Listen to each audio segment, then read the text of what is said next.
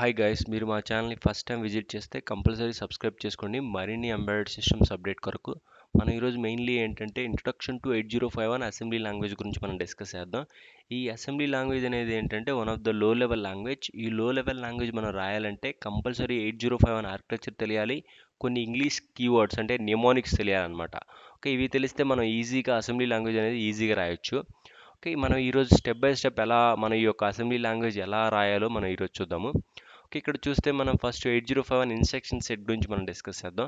Instruction సెట్ని మనము 5 టైప్స్గా మనం డివైడ్ చేసుకున్నాము. డేటా ట్రాన్స్ఫర్ అంటే ఒక ప్లేస్ నుంచి ఇంకో ప్లేస్కి మనం డేటా అనేది మూవ్ చేయడం కోసం ఈ యొక్క నిమోనిక్స్ అనేవి యూజ్ చేస్తాం అనమాట. నెక్స్ట్ వచ్చేసి arithmetic, add, subtraction, multiplication and division. Okay, ఈ యొక్క అర్థమెటిక్ ఆపరేషన్ చేయాలంటే ఈ యొక్క నిమోనిక్స్ అనేవి యూజ్ చేస్తాము. Next logical, and, or, XOR, not, rotate operation చేయాలంటే ఈ యొక్క లాజికల్ ఆపరేషన్స్ అనేవి యూజ్ చేస్తాము. నెక్స్ట్ వచ్చేసి బులియన్ వేరియబుల్ మ్యానిపులేషన్స్. నేను పర్టికులర్ రిజిస్టర్లో బిట్ని కానీ లేకుంటే పర్టికులర్ మెమరీ లొకేషన్లో ఒక బిట్ని కానీ మాడిఫై చేయడం కోసం ఈ యొక్క నిమోనిక్స్ అనేవి యూజ్ చేస్తాం. Next program branching, conditional, unconditional jump instructions.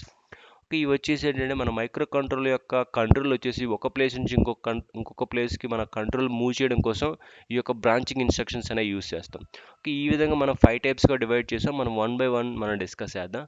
First move వచ్చేసి ఏంటంటే మనం ఒక రిజిస్టర్ నుంచి ఇంకో రిజిస్టర్ కానీ మళ్ళీ ఒక మెమరీ లొకేషన్ నుంచి ఇంకొక మెమరీ లొకేషన్ కానీ డేటా అనేది మూవ్ చేయడం కోసం ఇది యొక్క మూవ్ అనే ఇన్స్ట్రక్షన్ యూస్ చేస్తాము.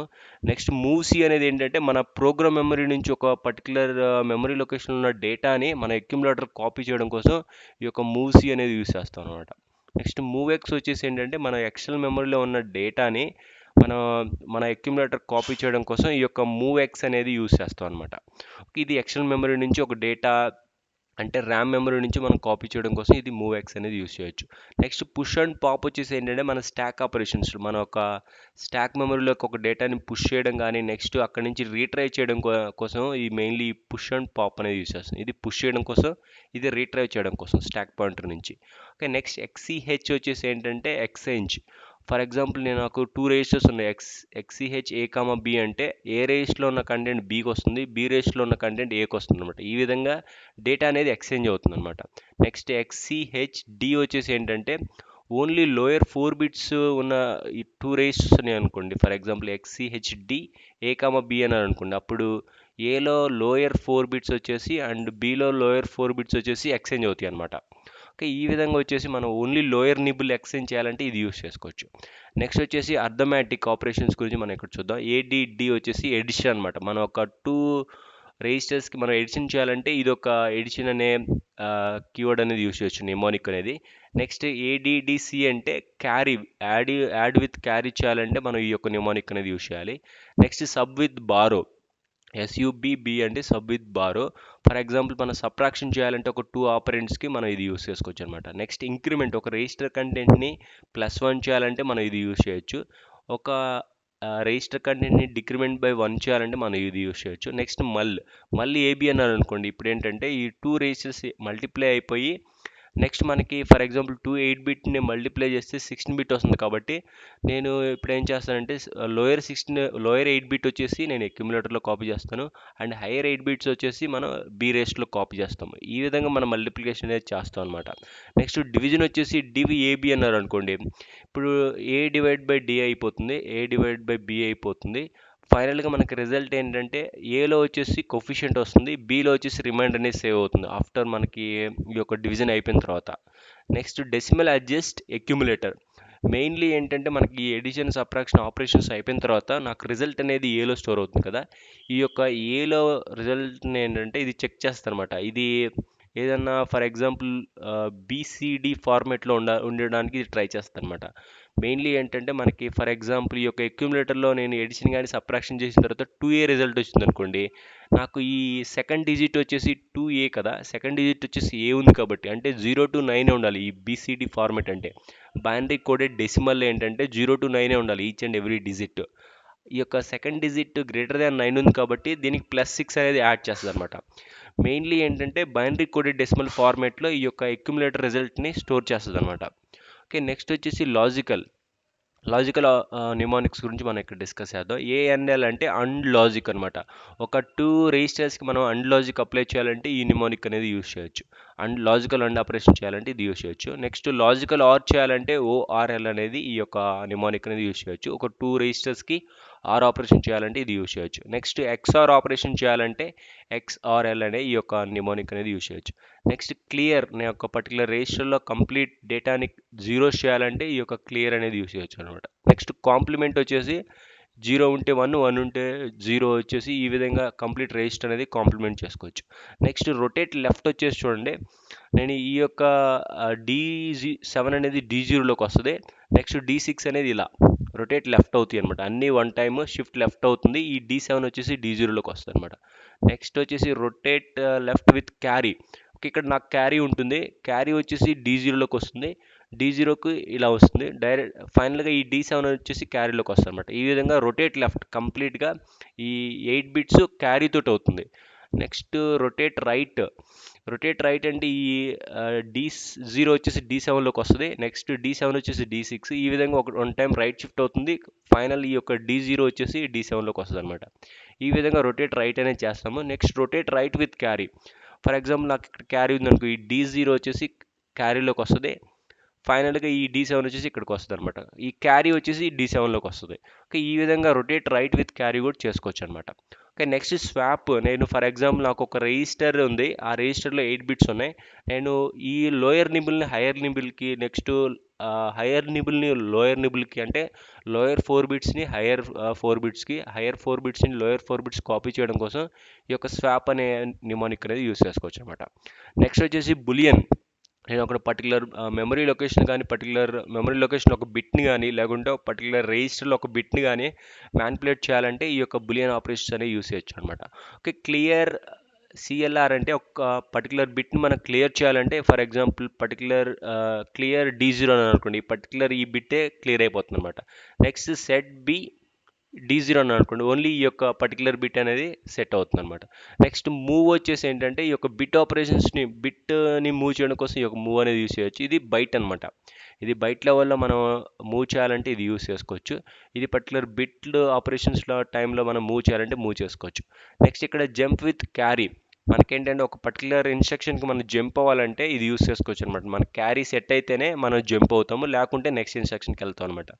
Jump with no carry. For example నాకు క్యారీ రాకపోతేనే జంప్ అవుతాను, క్యారీ వస్తే నెక్స్ట్ లొకేషన్లోకి వెళ్తాను అనమాట. ఈ విధంగా ఈ టూ కండిషన్ అనేది యూస్ చేసుకోవచ్చు అనమాట. ఇది conditional bit manipulations instructions. Next jump bit అంటే బిట్ అనేది సెట్ అయితే నేను జంప్ అవుతాను, లేకుంటే నెక్స్ట్ ఇన్స్ట్రక్షన్కి వెళ్తాను అనమాట. Jump no bit. For example bit అనేది సెట్ అవ్వకపోతేనే నేను జంప్ అవుతాను, లేకపోతే నెక్స్ట్ ఇన్స్ట్రక్షన్. నెక్స్ట్ ఇక్కడ ఏంటంటే జంప్ బిట్ విత్ కంపారిజన్. ఇప్పుడు ఏంటంటే నేను ఒక పర్టికులర్ బిట్ మెమరీ లొకేషన్స్లో నేను కంపేర్ చేస్తాను. అదను నాకు ఒక రిజిస్టర్ యొక్క బిట్ అనేది 2 1 ఉంటేనే నేను జంప్ అవుతాను, లేకుంటే నేను నెక్స్ట్ ఇన్స్ట్రక్షన్కి వెళ్తాను అనమాట. ఇదేంటంటే జంప్ విత్ కంపేర్. ఓకే, నేను బిట్ అనేది సెట్ అయితేనే ఈ యొక్క రిలేటివ్ లొకేషన్ ఉన్నది అండ్ ఈ D0ది రెండు సెట్ అయితేనే ఈ యొక్క కండిషనల్ స్టేట్మెంట్ అనేది ట్రూ అవుతుంది అనమాట. అప్పుడు ఆ పర్టికులర్ లొకేషన్లో మూవ్ అవుతుంది, లేకపోతే నెక్స్ట్ ఇన్స్ట్రక్షన్ అనేది ఎగ్జిక్యూట్ అవుతుంది అనమాట. ఇవన్నీ బిట్ ఆపరేషన్స్ అనమాట. And logic, or logic, complement వచ్చేసి ఈ త్రీ కూడా మనం ఏంటంటే ఒక బిట్ని మనం కాంప్లిమెంట్ చేయాలంటే ఇది యూస్ చేయొచ్చు. ఒక ఆర్ ఆపరేషన్స్ రెండు రిజిస్టర్స్కి మనం అండ్ ఆపరేషన్ చేయాలంటే, రెండు బిట్ ఆపరేషన్స్ చేయాలంటే మనం ఇది యూస్ చేసుకోవచ్చు అనమాట. రెండు బిట్కి అండ్ ఆపరేషన్ చేయాలంటే, రెండు బిట్స్కి ఆర్ ఆపరేషన్ చేయాలంటే ఇది యూస్ చేసుకోవచ్చు. నెక్స్ట్ లాస్ట్ వచ్చేసి బ్రాంచింగ్ అనమాట. మన మైక్రో కంట్రోల్ యొక్క కంట్రోల్ అనేది ఒక ప్లేస్ నుంచి ఇంకో ప్లేస్కి మూవ్ అవడం కోసం కొన్ని కండిషనల్ అన్కండిషనల్ జంప్ ఇన్స్ట్రక్షన్స్ కూడా ఉన్నాయి అనమాట ఇవి. ఓకే, నెక్స్ట్ లాంగ్ జంప్ వచ్చేసి ఏంటంటే మనకు కంప్లీట్ ఇక్కడ మన 64 కిలోబైట్స్ మెమరీలో కంప్లీట్గా ఏ లొకేషన్కి అయినా కానీ మన యొక్క మైక్రో కంట్రోల్ని మూవ్ చేయొచ్చు అనమాట, మన యొక్క మైక్రో కంట్రోల్ని. ఓకే, నెక్స్ట్ వచ్చేసి ఏ జంప్, అబ్జల్యూట్ జంప్ వచ్చేసి ఓన్లీ విత్ ఇన్ 2 KB వరకే మన మైక్రో కంట్రోల్ అనేది మూవ్ అవుతుంది అనమాట, ఒక ప్లేస్ నుంచి అనదర్ ప్లేస్కి మన మైక్రో కంట్రోల్ యొక్క కంట్రోల్. నెక్స్ట్ వచ్చి షార్ట్ జంప్ వచ్చేసి విత్ ఇన్ 128 బైట్స్లోనే మన యొక్క మైక్రో కంట్రోల్ యొక్క కంట్రోల్ అనేది మూవ్ చేయొచ్చు అనమాట. నెక్స్ట్ ఇక్కడ వచ్చేసి జంప్ విత్ జీరో. ఇది కండిషన్ అనమాట. జీరో అయితేనే నా ఒక రిజిస్టర్ కంటెంట్ అప్పుడే నేను జంప్ అవుతాను ఇంకొక లొకేషన్కి, లేకపోతే నెక్స్ట్ ఇన్స్ట్రక్షన్ అనమాట. Jump with not zero. For example నా ఒక రిజిస్టర్ కంటెంట్ అనేది నాట్ జీరో అయితేనే జంప్ అవుతాను, లేకపోతే నెక్స్ట్ ఇన్స్ట్రక్షన్ అనమాట. Next compare jump if not equal to zero. Okay, not equal ఉంటేనే మనం జంప్ అవుతాం అనమాట, లేకుంటే next instruction. Compare jump not equal. Next decrement jump not zero. Okay, ఈ టైంలోనే నేను పర్టికులర్ లొకేషన్కి జంప్ అవుతాను, లేకపోతే నెక్స్ట్ ఇన్స్ట్రక్షన్. ఇది వచ్చేసి నో ఆపరేషన్ అంటే చేయాలంటే ఇది యూస్ చేసుకోవచ్చు అనమాట. నెక్స్ట్ లాంగ్ కాల్, ఇది కూడా మనం లాంగ్ ఎల్ జంప్ లాగే ఇది కూడా లాంగ్ కాల్ అనమాట. కంప్లీట్ మనం ఆ, ఇది 64 KB మనం మూవ్ అవ్వాలంటే ఇది యూస్ చేసుకోవచ్చు. నెక్స్ట్ ఇది absolute call, with in 2 KB మనం మూవ్ అవ్వాలంటే ఇది యూస్ చేసుకోవచ్చు. ఇది రిటర్న్, మనకు నార్మల్ ఫంక్షన్ నుంచి మనం రిటర్న్ అవ్వాలంటే ఇది యూస్ చేసుకోవచ్చు. నెక్స్ట్ రిటర్న్ ఇంటరప్ట్, మనకి ఇంటరప్ట్ నుంచి రిటర్న్ అవ్వాలంటే ఇది యూస్ చేసుకోవచ్చు. ఇది కూడా జస్ట్ జంప్ అనమాట. మన లోకల్గా ఒక ప్లేస్ నుంచి ఇంకో ప్లేస్కి మూవ్ అవ్వడం కోసం ఇది యూస్ చేసుకోవచ్చు అనమాట. ఈ విధంగా ఈ నిమోనిక్స్ని యూస్ చేసుకొని మనం ఏ ప్రోగ్రామ్ అయినా కానీ ఈజీగా రాయొచ్చు అనమాట. ఓకే, నెక్స్ట్ మనం వచ్చేసి 8051 ఇన్స్ట్రక్షన్ సెట్ గురించి మనం నెక్స్ట్ ఫర్దర్ డిస్కస్ చేద్దాం. ఓకే, నార్మల్గా మనం ఏ అసెంబ్లీ లాంగ్వేజ్ రాయాలన్నా కానీ ఈ విధంగా ఫార్మెట్ అనేది ఈ విధంగా ఉంటుంది అనమాట. ఫస్ట్ వచ్చేసి లేబుల్, మనం నార్మల్గా ఎల్ జంప్ వచ్చేసి మనం A1 ఇచ్చారనుకోండి, ఆ A1 లేబుల్ ఇక్కడ ఇచ్చారనుకోండి అంటే మనకి ఈ జంపింగ్ ఒక లొకేషన్ అనమాట. ఇది మెయిన్లీ లేబుల్ వచ్చేసి ఏంటంటే మనం జంప్ అవడానికి ఇది యూస్ చేసుకోవచ్చు. నెక్స్ట్ వచ్చేసి నిమోనిక్, మనం ఇవన్నీ నిమోనిక్స్ అనమాట, మనం ఆల్రెడీ డిస్కస్ చేసాం. ఇవి నిమోనిక్స్ ప్లేస్లో రాస్తాము. నెక్స్ట్ ఇక్కడ డెస్టినేషన్, ఆల్వేస్ ఏంటంటే ఫస్ట్ డెస్టినేషన్ ఉంటుంది, తర్వాత సోర్స్ ఉంటుంది. ఫర్ ఎగ్జాంపుల్ నేను ఒక ఇదే ఫార్మేట్లో నేను ఒక ఇన్స్ట్రక్షన్ రాయాలంటే మూవ్ A, B అన్నారు అనుకోండి, అప్పుడు B వచ్చేసి సోర్స్ ఉంటుంది, ఏ వచ్చేసి డెస్టినేషన్, అంటే బి నుంచి ఏకి మూవ్ అవుతుంది అనమాట. ఓకే, ఈ విధంగా మనం మెయిన్లీ మన అసెంబ్లీ లాంగ్వేజ్ అనేది నిమోనిక్ డెస్టినేషన్ సోర్స్గా మెన్షన్ చేస్తాము. ఇక్కడ కామెంట్ రాస్తాం అనమాట. నేను for example L jump A1 అనేది అన్నాను అనుకోండి, ఇక్కడ A1 రాశారు అనుకోండి, అప్పుడు నాకు ఇక్కడ రాగానే ఇక్కడికి జంప్ అవుతాం అనమాట. ఈ టైంలో మనం లేబుల్ అనేది యూస్ చేసుకోవచ్చు.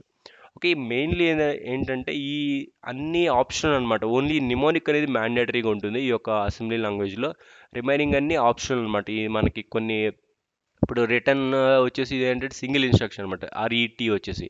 ఓకే, నేను ఆర్ఈటీ టైంలో ఓన్లీ నిమోనిక్ ఒకటే ఉంటుంది, ఇవన్నీ రిమైనింగ్ అనే ఆప్షన్ అనమాట. కొన్నిట్లో ఏంటంటే కొన్ని ఇన్స్ట్రక్షన్స్లో మూవ్ A, B అన్నారు అనుకోండి, అప్పుడు రెండు మ్యాండేటరీ అనమాట.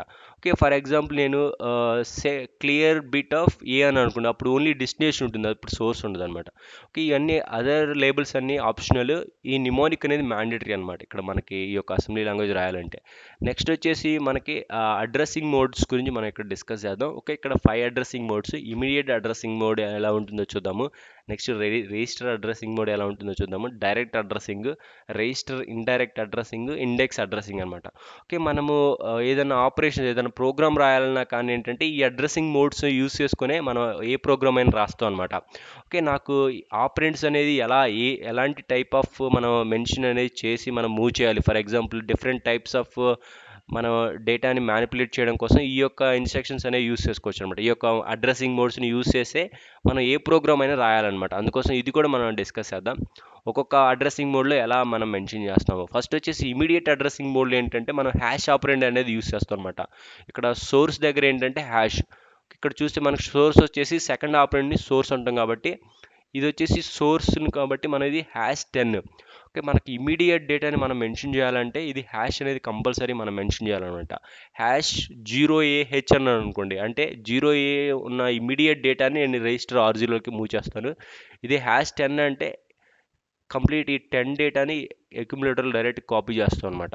ఓకే, నేను డైరెక్ట్గా ఏంటంటే ఇది ఇనిషియల్గా వచ్చేసి మనకి డిఫాల్ట్ సిస్టమ్ వచ్చేసి డెసిమల్ అనమాట. నేను ఏది మెన్షన్ చేయకపోతే ఇక్కడ చూస్తే మీరు R0 వచ్చేసి 255, నేను ఏం మెన్షన్ చేయలేదు, హెచ్ మెన్షన్ చేయలేదు, బి మెన్షన్ చేయలేదు, కాబట్టి ఇది డెసిమల్గా ట్రీట్ చేస్తామంట. ఈ యొక్క డెసిమల్ నెంబర్ వచ్చేసి ఈ R0లోకి హెక్స్ వాల్యూగా మారిపోయి అంటే ఎఫ్ఎఫ్గా స్టోర్ అవుతుంది అనమాట. ఓకే, ఫైనల్గా ఈ యొక్క R0 0FFH అంటే ఏంటంటే హెక్సాడెసిమల్, డైరెక్ట్గా హెక్సాడెసిమల్ వాల్యూని నేను ఇక్కడ స్టోర్ చేస్తున్నా. నేను ఇక్కడ ఏది మెన్షన్ చేయకపోతే ఇది డెసిమల్గా ఉంటుంది. నేను ఇక్కడ #all1s ఇచ్చి బి అని అనుకోండి, డైరెక్ట్గా ఏంటంటే వన్స్ని మనం స్టోర్ చేస్తున్నాం అనమాట. ఇది బైనరీ కాబట్టి బైనరీ డేటాని R0లోకి స్టోర్ చేస్తున్నాము. ఫైనల్గా ఇక్కడ స్టోర్ అయ్యేది ఏంటంటే హెక్స్ ఫార్మాట్లో ఉంటుంది ఈ యొక్క R0 వాల్యూ అనేది. ఫైనల్గా ఇది కూడా ఎఫ్ఎఫ్, ఇది ఎఫ్ఎఫ్, ఇది ఎఫ్ఎఫ్, మనం ఇది 3 టైప్స్ ఆఫ్ డేటాని ఈ R0లోకి స్టోర్ చేయొచ్చు. ఫైనల్గా రిజల్ట్ అనేది నాకు ఎఫ్ఎఫ్ అనేది ఇక్కడ స్టోర్ అవుతుంది అనమాట. ఓకే, నాకు ఫస్ట్ మనం ఇమీడియట్ అడ్రసింగ్ మోడ్ అంటే మనం ఒక పర్టికులర్ వాల్యూని పర్టికులర్ రిజిస్టర్లోకి అసైన్ చేయాలంటే ఈ టైప్ ఆఫ్ అడ్రసింగ్ అనేది యూస్ చేస్తాం. ఇది ఇమీడియట్ అడ్రసింగ్ అనమాట.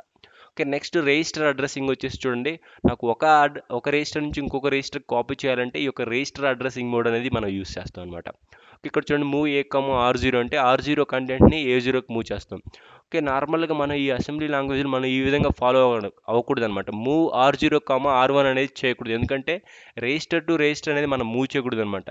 ఎందుకంటే మన ఫస్ట్ ఏంటంటే ఈ యొక్క R1ని అక్యుములేటర్ మూవ్ చేసి అక్యుములేటర్ నుంచి R0కి మూవ్ చేయొచ్చు అనమాట. ఈ విధంగా చేయొచ్చు, కానీ R0 టు ఆర్ వన్ నుంచి R0కి మూవ్ చేయకూడదు అనమాట. ఇది డైరెక్ట్ అనేది పాసిబుల్ కాదు. మెయిన్లీ మనం చేయాలి అంటే ఫస్ట్ ఈ R1 నుంచి అక్యుములేటర్లోకి తెచ్చుకొని రిజల్ట్ అనేది అక్యుములేటర్ నుంచి R0కి మూవ్ చేయొచ్చు అనమాట. ఈ విధంగా చేయాలి ఎలాంటి ఆపరేషన్స్ చేయాలంటే. నెక్స్ట్ డైరెక్ట్ అడ్రసింగ్ మోడ్ వచ్చేసి చూడండి, ఇక్కడ నేను పర్టికులర్ మెమరీ లొకేషన్ నుంచి, ఇప్పుడు ఇది రిజిస్టర్ అడ్రసింగ్ మోడ్ అర్థమైంది మనకి ఆల్రెడీ. ఇమీడియట్ అంటే డైరెక్ట్గా ఇమీడియట్ డేటా అనేది మన అక్యుములేటర్ ఏ రిజిస్టర్కైనా కాపీ చేయొచ్చు అనమాట. నెక్స్ట్ రిజిస్టర్ అంటే రిజిస్టర్ టు రిజిస్టర్ కాపీ చేసుకోవచ్చు, బట్ రిజిస్టర్ 1 టు రిజిస్టర్ 0 అనేది చేయలేము అనమాట. మనకి రిజిస్టర్స్ ఎన్ని ఉన్నాయి, R0 టు R7 ఉన్నాయి. నెక్స్ట్ డిపిటిఆర్ ఏ రిజిస్టర్, మెయిన్లీ ఈ రిజిస్టర్సే మనం మెయిన్లీ క్యాలిక్యులేషన్స్లో యూస్ చేస్తాం అనమాట. ఓకే, నెక్స్ట్ ఇక్కడ వచ్చేసి డైరెక్ట్ అడ్రసింగ్ మోడ్ ఏంటంటే మనకి ఒక పర్టికులర్ మనకి ర్యామ్ అడ్రసింగ్ లొకేషన్స్ వచ్చేసి 0 టు 127 ఉంది అనమాట. 0 టు 7F వరకు ఉంది. ఈ 120 లొకేషన్లో ఉన్న డేటాని డైరెక్ట్గా మనం ఈ యొక్క రిజిస్టర్లోకి అడ్రస్ ద్వారా మెన్షన్ చేయాలంటే ఈ యొక్క డైరెక్ట్ అడ్రసింగ్ మోడ్ అనేది యూస్ చేస్తాం. ఈ 20H అనేది అడ్రస్, ఈ అడ్రస్లో ఉన్న డేటాని మన అక్యుములేటర్లో కాపీ చేయడం కోసం మన ఈ యొక్క డైరెక్ట్ అడ్రసింగ్ మోడ్ అనేది యూస్ చేయొచ్చు. మళ్ళీ ఇక్కడ చూడండి, మెమరీ లొకేషన్ నుంచి మెమరీ లొకేషన్కి 40H అంటే మెమరీ లొకేషన్. ఓకే, ఇక్కడ హ్యాష్ ఉంటే ఏంటంటే మనకి ఇమీడియట్ డేటా, హ్యాష్ లేకపోతే ఇది అడ్రస్ అయిపోతుంది అనమాట. ఇదే ఓన్లీ డిఫరెన్స్ అనమాట డైరెక్ట్కి ఇమీడియట్కి.